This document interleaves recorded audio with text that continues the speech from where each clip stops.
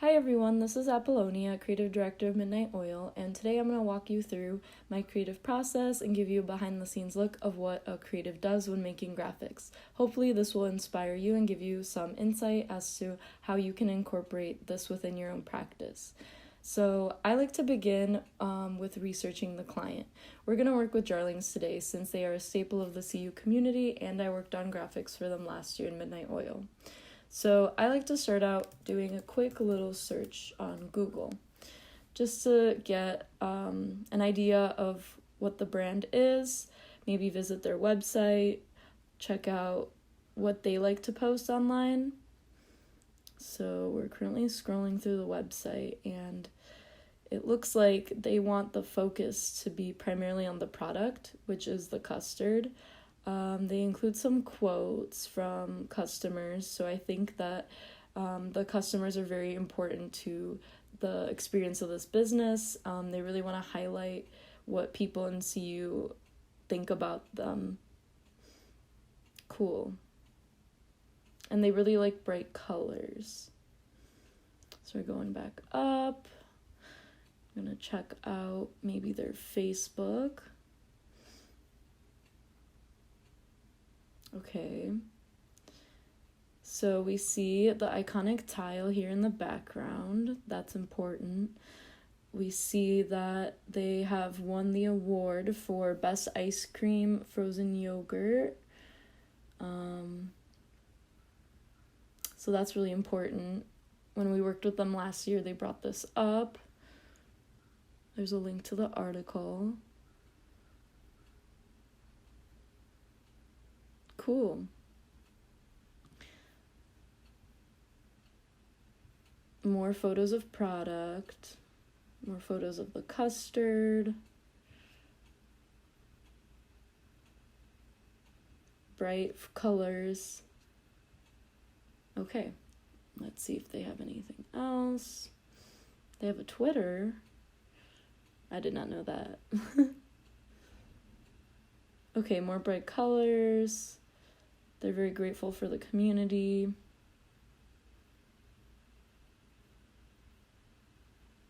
Okay, this gives me somewhat understanding of what their social media presence is like.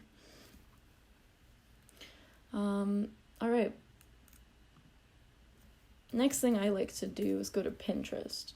Pinterest helps me a lot with creating color palettes that I really enjoy for graphics, as well as maybe finding particular ways that designs are set up, maybe font overlays with really cool background colors, some sort of funky styling of fonts or illustrations. I like to look for inspiration for different illustration styles and stuff like that.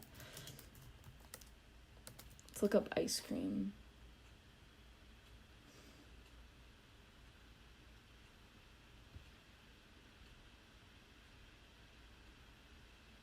Okay, so in general, ice cream, custard, it's a really happy business. We want to communicate this by using bright colors.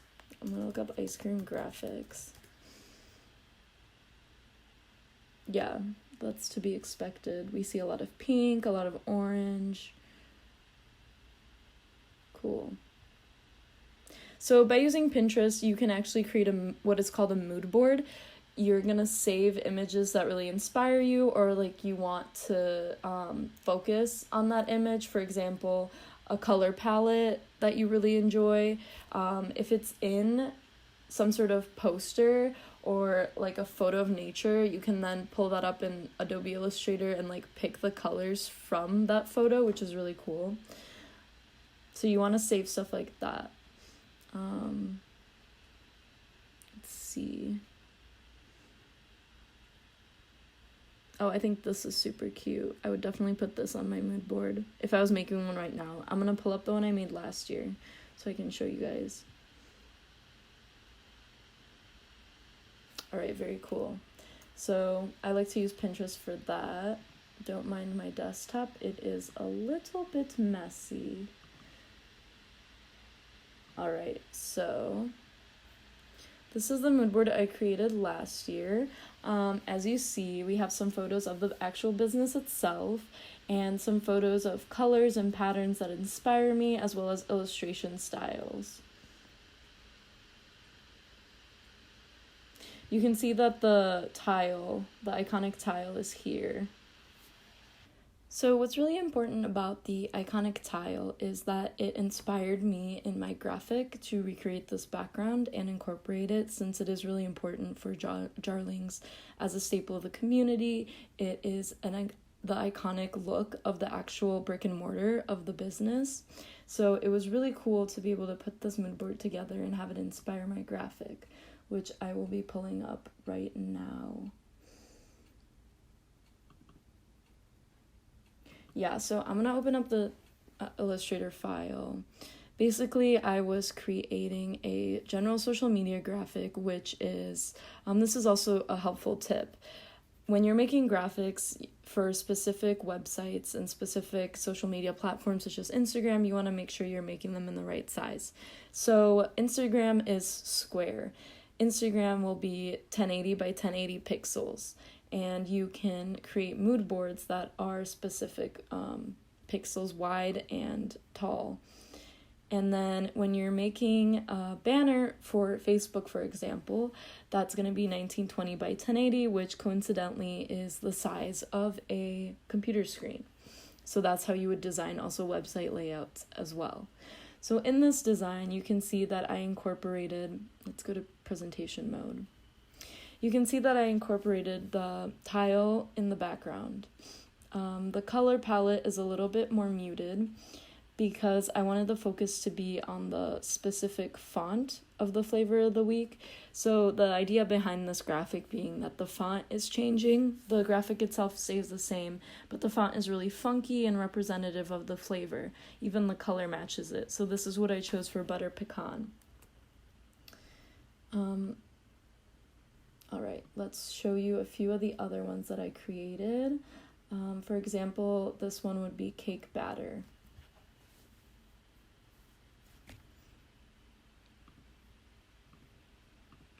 Still a little orange tone. This one's super cute. It's for Georgia Peach. So we love that. And ooh, I love this one. This is mint. We got a little pop of neon green, and the font is really swirly.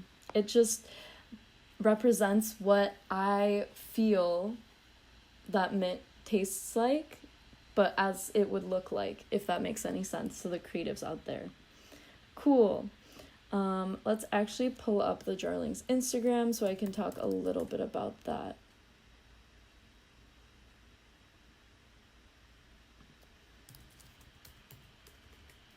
Oops, I'm having some difficulties typing. All right, very cool. So Instagram is a social media platform that they use a lot, and I think it's really cool because upon creating the graphics, they are still consistently posting them, which is super great. That's one really wonderful thing about Midnight Oil, is that you get to see the work you create in real life and in town, which is super special. So here we got key lime.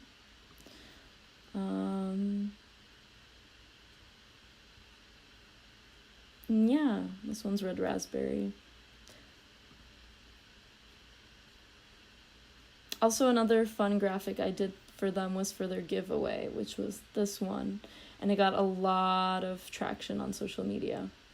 So you can see for how this graphic, I really used my mood board and the illustration style that I thought was really cute to create the ice cream cones.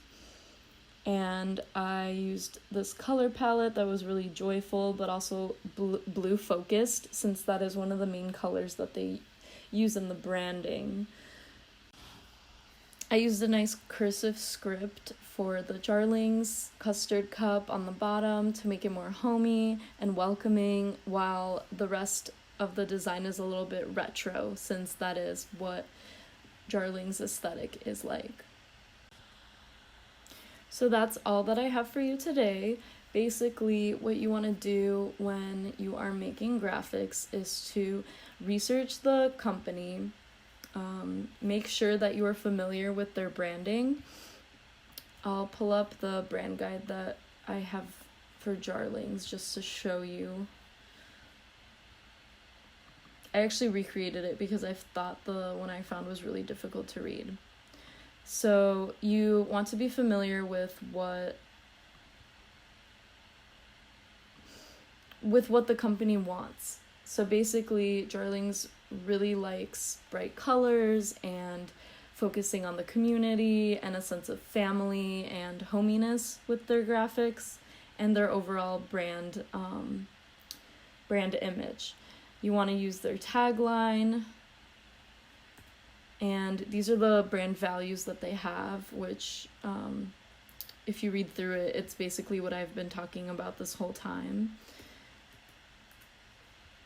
And they should provide you with a logo. So you want to communicate with your client and get their logo files. PNG is good, but also SVG is wonderful because SVG is sort of like a vector-based file. So you can actually, it's just the lines. You can actually put it on different backgrounds, and it'll be, the space right here is clear.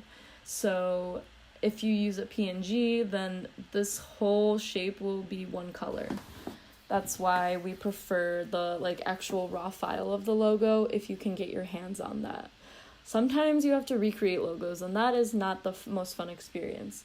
But so you want to get your research done. You can even compare, see what other businesses are doing. Like Jarlings is custard and ice cream, so you could research like Baskin Robbins or stuff like that.